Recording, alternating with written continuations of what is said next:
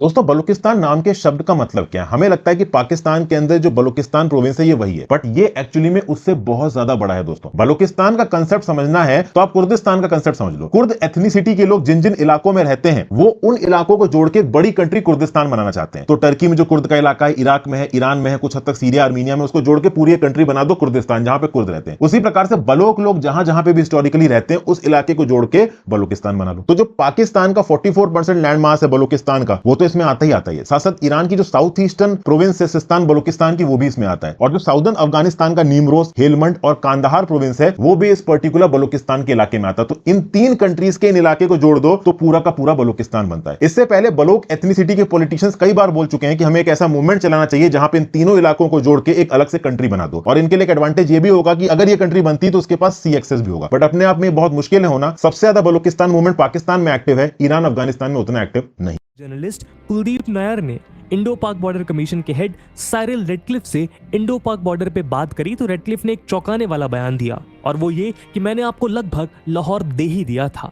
दोस्तों, इंडिया पाकिस्तान के बंटवारे के पहले सबको पता था कि लाहौर भारत को मिलने वाला है, क्योंकि 1941 के सेंसस के हिसाब से लाहौर में हिंदू और सिख की पॉपुलेशन ऑलमोस्ट 40% थी, पर प्रॉपर्टी और इकोनॉमी में उनकी ओनरशिप 80% तक थी। लाहौर बंटवारे के पहले डाइवर्सिटी का प्रतीक हुआ करता था और ये शहर मस्जिद, मंदिर और गुरुद्वारों से भरा रहता था। पर सवाल यह है कि फिर लाहौर पाकिस्तान में गया कैसे? रेडक्लिफ ने एक अजीब सा जवाब देते हुए कुलदीप नायर को कहा कि पाकिस्तान के पास कोई बड़ा शहर नहीं था।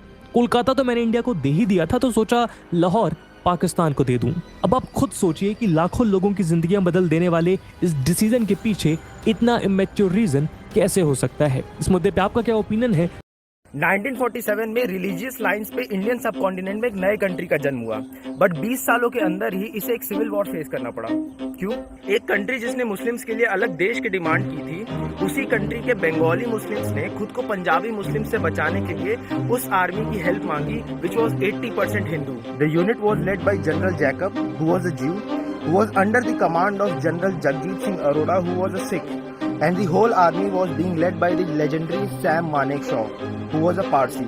I don't think इससे बेहतर कोई एग्जाम्पल होगा जो कि प्रूव कर सके the historical foolishness of dividing India on the basis of religion. और वो सारी आवाजें जो आज भी भारत में उठती है of secession from India on the basis of region और रिलीजन।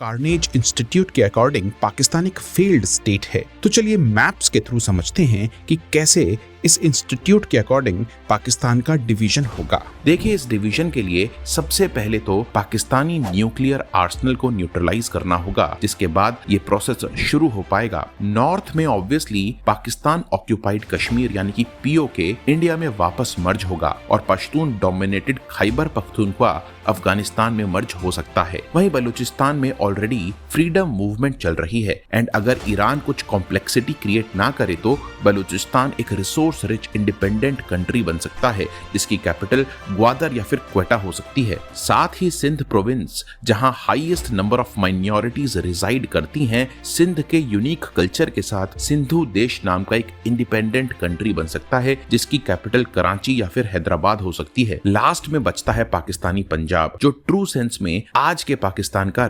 दोस्तों कार्नेज इंस्टीट्यूट வங்கதேசத்தின் அகந்தையை அழிக்க வேண்டுமானால் என்ன விலை கொடுத்தும் அந்நாட்டிடம் இருக்கும் சிட்டகாங் மாகாணத்தை பிடித்தெடுக்க வேண்டும் என்ற ஒரு நிலை இப்போது உருவாகியுள்ளது. வங்கதேசத்தின் வெளியிட்டுள்ள அறிக்கை சர்வதேச அளவில் இப்போது பெரிய அளவில் விவாதிக்கப்படுகிறது. அதன் பின்னால் சீனாவை அங்கு கொண்டு வந்து இந்தியாவை சுற்றி வளைக்கும் ஒரு நோக்கமும் உள்ளது. இந்தியாவின் 7 சிஸ்டர்ஸ் என்று அழைக்கப்படும் வடகிழக்கு மாநிலங்கள் லேண்ட்லாக்டாக உள்ளன என்றும், அதனால் நாங்கள் மட்டுமே இந்த பிராந்தியத்தின் முக்கிய கார்டியன் என்றும் அவர் சொல்லியுள்ளார். நமது முன்னாள் பிரதமர் ஜவஹர்லால் நேரு செய்த மிகப்பெரிய தவறுகளில் ஒன்று இந்த சிட்டகாங்கை விட்டுக் கொடுத்த முடிவாகும். மதத்தின் பெயரில் தானே பிரிவினையே நடந்தது அன்று. அதன்படி இஸ்லாமிய மத பிரிவுகள் பெரும்பான்மையாக உள்ள பகுதிகள் பாகிஸ்தானுடன் சேர வேண்டும் என்ற முறையில் தான் அன்றைய பிரிவினையே நடந்தது.